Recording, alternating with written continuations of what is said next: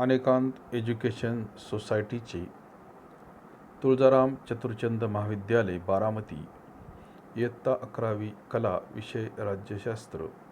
मी प्राध्यापक पठाण FA. विद्यार्थी मित्रांनो, सर्वांना गुड मॉर्निंग. प्रकरण 3 समता व न्याय हे प्रकरण आपण अभ्यासत असताना आधीच्या तासाला आपण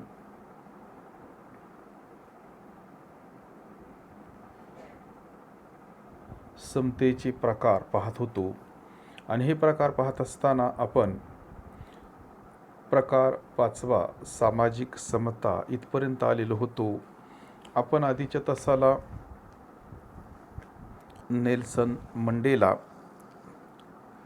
यांनी दक्षिण आफ्रिकेमध्ये वर्णभेद दूर करण्यासाठी कशा पद्धतीने कार्य केले, काम केले याचा आपण आढावा घेतलेला आहे. आज आपण त्याच्या पुढे त्यांच्याविषयीच माहिती पाहणार आहोत. तर नेल्सन मंडेला यांच्याविषयी माहिती पाहत असताना व्यवस्थित ऐका विद्यार्थी मित्रांनो. महात्मा गांधी यांचं नाव आल्यानंतर आपल्याला आठवतो भारतीय स्वातंत्र्य लढा.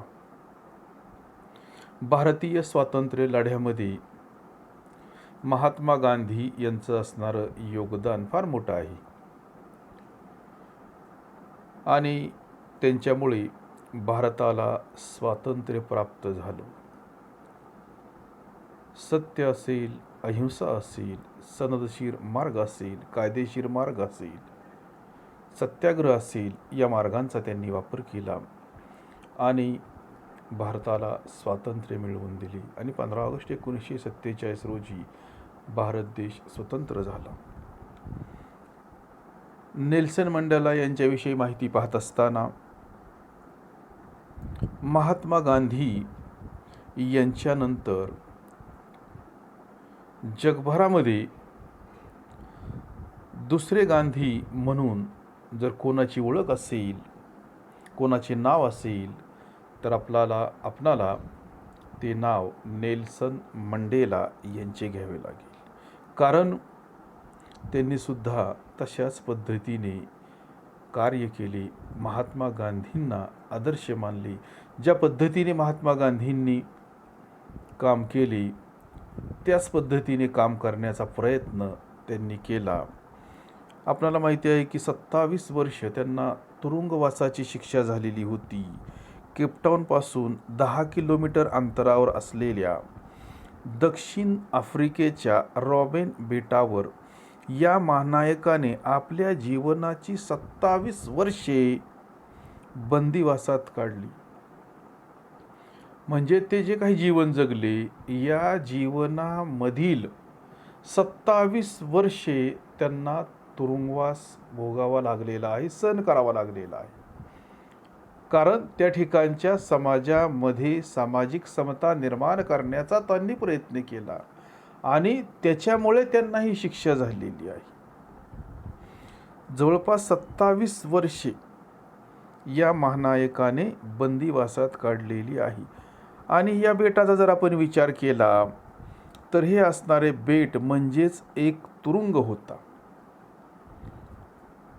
वयाच्या 71व्या वर्षी खऱ्या अर्थाने दक्षिण आफ्रिकेतील जनतेला स्वातंत्र्य मिळालेले होते.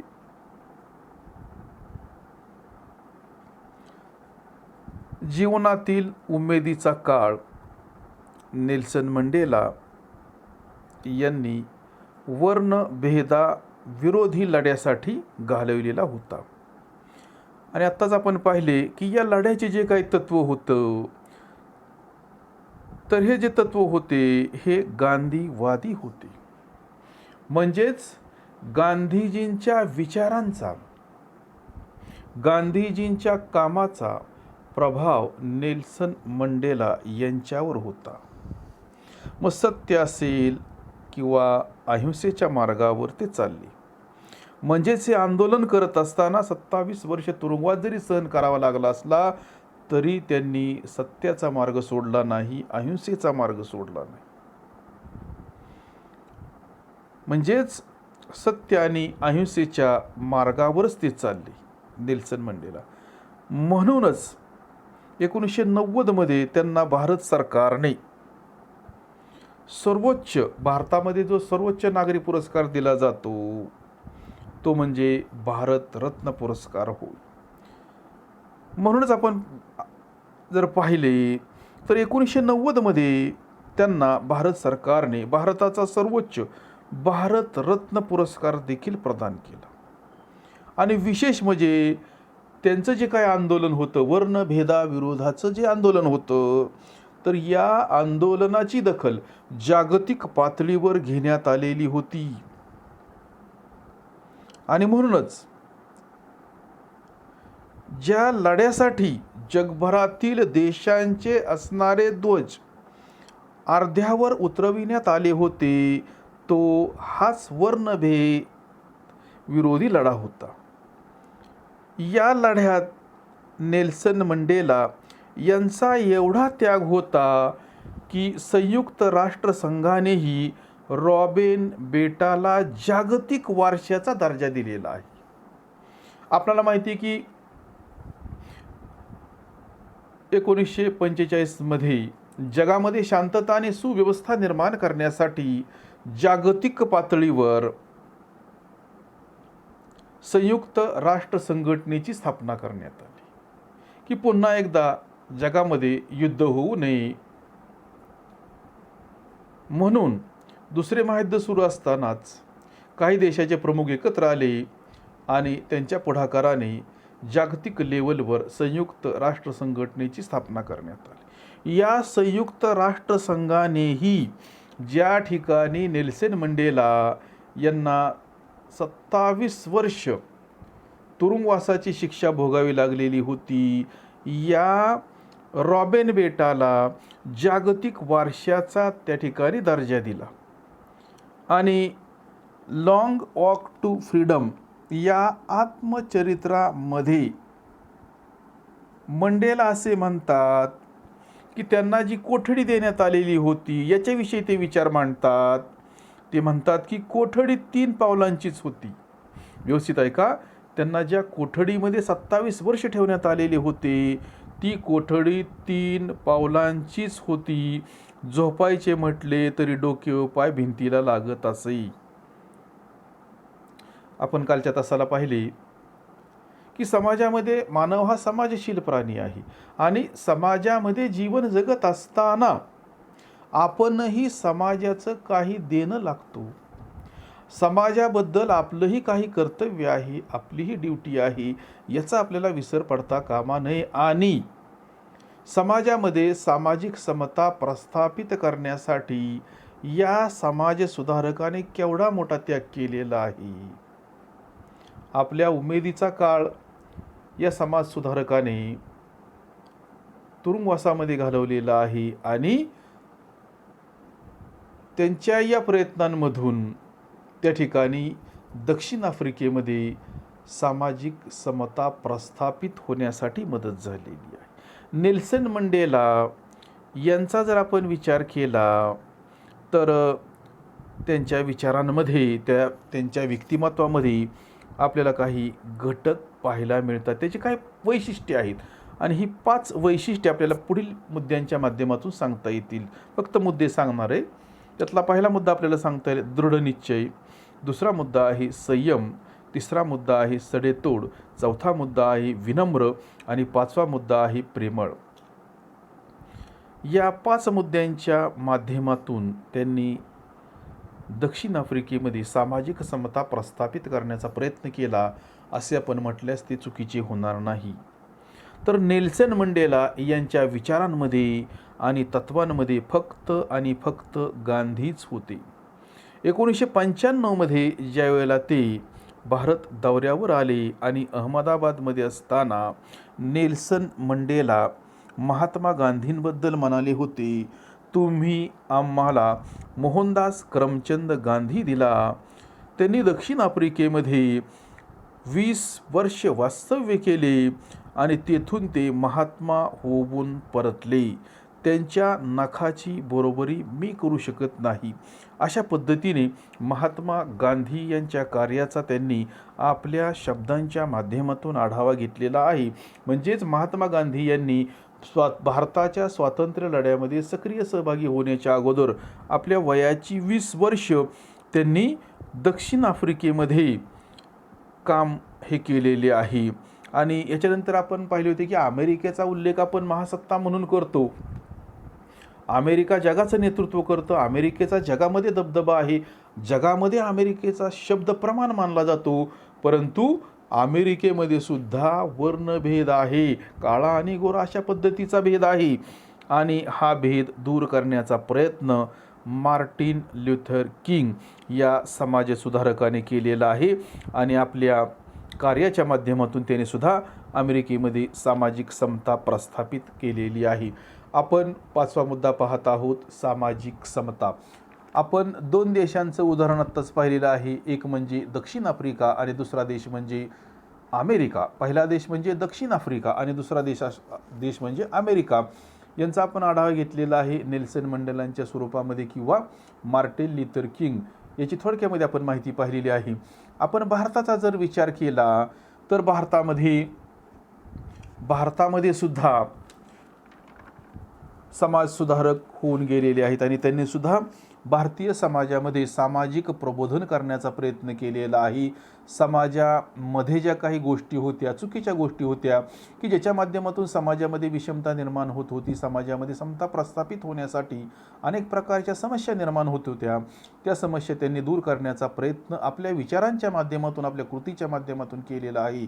आणि मग भारतामध्ये महात्मा ज्योतिबा फुले असतील, डॉक्टर बाबासाहेब आंबेडकर असतील, यांनी सामाजिक समतेवर विशेष भर दिलेला आपल्याला दिसून येतो. मग समाजामध्ये असणारा दुर्बल घटक असेल, मागासलेल्या जातीतील समाज असेल, अशा बांधवांची अस्मिता जागी करून त्यांना जीवनामध्ये प्रतिष्ठा मिळवून देण्याचा त्यांनी प्रयत्न केलेला आहे. मग आपण भारताचा जर आपण विचार केला तर आपण आत्ताच 2 विचारवंत पाहिले किंवा समाज सुधारक पाहिले. एक म्हणजे महात्मा ज्योतिबा फुले आणि दुसरे म्हणजे डॉक्टर बाबासाहेब आंबेडकर की ज्यांना आपण भारतीय राज्यघटनेचे शिल्पकार असे म्हणतो. तर यांनी सुद्धा भारतीय समाजामध्ये फार मोठ्या प्रमाणामध्ये प्रबोधन निर्माण करण्याचा प्रयत्न केलेला आहे. तर या दोघांच्या कार्याचा आपण या 5व्या मुद्द्याच्या माध्यमातून आढावा घेणार आहोत. तर महाराष्ट्राला जर आपण महाराष्ट्राच्या बाबतीमध्ये जर विचार केला तर महाराष्ट्राला 3 प्रमुख समाज सुधारकांचा वैचारिक वारसा लाभलेला आहे. मग या राज्यास फुले असतील, शाहू असतील किंवा आंबेडकरांचा महाराष्ट्र असे म्हणतात. म्हणजेच महात्मा ज्योतिबा फुले असतील, शाहू महाराज असतील किंवा डॉक्टर बाबासाहेब आंबेडकर असतील, तर यांची विचारधारा आपल्या राज्यास लाभलेली आहे. राज्याला आणि संपूर्ण देशाला सुद्धा यांची विचारधारा लाभलेली आहे. मग यांच्या कार्याचा जर आपण आढावा घेण्याचा प्रयत्न केला तर यांनी सुद्धा भारतीय समाजामध्ये फार मोठ्या प्रमाणामध्ये सुधारणा किंवा बदल घडवून आणण्याचा प्रयत्न केलेला आहे. मग पहिले जे विचारवंत आहेत किंवा पहिले जे समाज सुधारक आहेत ते म्हणजे महात्मा ज्योतिबा फुले. यांच्या कार्याचा आढावा घेत असताना त्यांनी फार मोठे कार्य केलेले आहे, परंतु त्याच्यामधील आपण थोड्याच भागाचा अभ्यास करणार आहोत की याच्यातून आपल्या लक्षात येईल की त्यांनी जीवन जगत असताना कशा पद्धतीने जीवन जगले किंवा समाज प्रबोधन करत असताना समाजातील चुकीच्या गोष्टी समाजापासून दूर करत असताना त्यांनी त्या कशा पद्धतीने करण्याचा प्रयत्न केला याचा आपण आढावा घेणार आहोत. तर महात्मा ज्योतिबा फुले यांना 19व्या शतकातील मुख्य समाज सुधारक म्हणून मानले जाते. भारतीय समाजामध्ये पसरलेल्या बऱ्याच वाईट गोष्टी दूर करण्यासाठी त्यांनी अविरत संघर्ष केलेला आहे. मग या ज्या गोष्टी होत्या, मग अस्पृश्यता असेल, महिला शिक्षण असेल, विधवा विवाह असेल आणि शेतकऱ्यांच्या हितासाठी महात्मा ज्योतिबा फुले यांनी प्रचंड प्रमाणामध्ये उल्लेखनीय काम केलेले आहे आणि ते आपल्याला विसरता येणार नाही. तर त्यांच्या व्यक्तिमत्वाचा जर आपण अभ्यास केला तर त्यांचा स्वातंत्र्य असेल, समता असेल आणि बंधुभाव असेल, या 3 गोष्टींवर प्रचंड विश्वास होता. आणि सामाजिक समतेच्या विरोधामध्ये आवाज उठविणारे महात्मा ज्योतिबा फुले हे महापुरुष होते. ते मानवतावादी विचारांचे होते.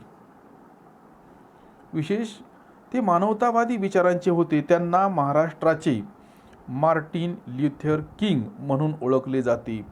बहुजन समाजाचे असणारे मग अज्ञान असेल, दारिद्र्य असेल आणि समाजामधील जातीभेद असेल पाहून त्यांनीही सामाजिक परिस्थिती सुधारण्याचा निश्चय केला. म्हणजे समाजातील असणारी परिस्थिती का सुधारायची, तर लोकांचे असणारे अज्ञान असेल, दारिद्र्य असेल किंवा समाजामध्ये जो काही जातीभेद केला जातो, जी काही विषमता होती, यांचा त्यांनी बारकाईने अभ्यास केला आणि या गोष्टी समाजापासून दूर केल्या पाहिजेत असा त्यांनी निश्चय केला. त्यांनी उल्लेखनीय अशा पद्धतीचं काम केलेलं आहे, कार्य केलेलं आहे सर्व क्षेत्रांमध्ये. आपण महिला शिक्षणाच्या बाबतीमध्ये जर विचार केला, महिलांच्या शिक्षणाच्या बाबतीमध्ये जर विचार केला तर पूर्वीच्या काळी महिलांना, स्त्रियांना शिक्षण दिले जात नव्हते. त्यांना शिक्षण देणे हे अधर्म मानले जात होते. त्यामुळे स्त्रियांसाठी शिक्षणाची दारे कायमची उघडली जावीत म्हणून महात्मा ज्योतिबा फुलेंनी स्त्री शिक्षणाची मोहीम सर्वप्रथम हाती घेतली. ज्या काळामध्ये घरातून स्त्रिया बाहेर पडत नव्हत्या, मुली घरातून बाहेर पडत नव्हत्या, त्यांना शिक्षण दिले जात नव्हते. शिक्षण देणे म्हणजे अधर्म होय, अशा पद्धतीची विचारधारा ज्या काळामध्ये समाजामध्ये प्रचलित होती, त्या काळामध्ये महात्मा ज्योतिबा फुलेंच्या मनामध्ये विचार आला की समाजामध्ये समता जर प्रस्थापित करावायची असेल तर स्त्रियांना शिक्षण देणे महत्त्वाचे आहे. आणि म्हणून त्यांनी सर्वप्रथम स्त्रियांना शिक्षण देण्याचे महान कार्य हाती घेतले. आणि हे कार्य करत असताना त्यांना प्रचंड प्रमाणामध्ये त्रास झाला. त्यांना समाजापासून दूर करण्यात आले. त्यांना कौटुंबिक त्राससुद्धा झाला. त्यांना कुटुंबापासून सुद्धा त्या ठिकाणी वेगळे करण्यात आलेले होते. परंतु त्यांनी या गोष्टीचा त्यांनी अजिबातसुद्धा विचार केलेला नाही आणि आपल्या कार्यापासून ते थोडेसुद्धा बाजूला झालेले नाहीत. हे आपण यानंतरच्या त्यांचे जे काही कार्य आहे त्या कार्यावरून तुमच्यासुद्धा लक्षात येण्यासाठी मदत होईल. तर साधारणपणे 1848 साली पुण्यामध्ये भिडे यांच्या वाड्यामध्ये पहिली मुलींची शाळा काढून, म्हणजेच पहिली मुलींसाठी शाळा त्यांनी काढलेली आहे. आणि फक्त मुलींसाठी शाळाच काढली नाही तर शाळा काढून तेथील शिक्षिकेची जबाबदारी सावित्रीबाई फुले यांच्यावर त्यांनी सोपवलेली होती. म्हणजे त्यांनी 1848 साली पुण्यामध्ये भिडेवाड्यामध्ये मुलींची पहिली शाळा काढली आणि त्या शाळेमध्ये शिकवण्याचे काम अगोदर सावित्रीबाई फुले यांना त्यांनी शिकवले आणि त्याच्यानंतर इतर महिलांना, मुलींना शिकवण्याचे काम सावित्रीबाई फुले यांनी त्या ठिकाणी केलेले आहे. आणि महाराष्ट्रातील स्त्री शिक्षणाची ही मुहूर्तमेढ त्या ठिकाणी ठरलेली होती. तसेच अस्पृश्य मुलांसाठी त्यांनी पुण्याच्या वेताळपेठेत इसवी सन 1852 शाळा स्थापन केलेली आहे. म्हणजेच अस्पृश्य लोकांसाठी सुद्धा त्यांनी 1852 शाळाही काढलेली आहे. आणि आत्ताच आपण पाहिले की हे कार्य करत असताना वास्तविक पाहता हे कार्य चांगले आहे. अंधारातून प्रकाशाकडे नेण्याचा हा मार्ग आहे. अज्ञानाकडून ज्ञानाकडे नेण्याचा हा मार्ग आहे. कारण आपण जर शिक्षण घेतले तरच आपल्याला चांगल्या पद्धतीने जीवन जगता येणार आहे. वास्तविक पाहता त्यांचे असणारे कार्य चांगल्या पद्धतीचे होते, परंतु त्यावेळी असणारा समाज, त्या समाजाची असणारी विचारधारा सुद्धा त्याच लेवलची होती. आणि हे काम करत असताना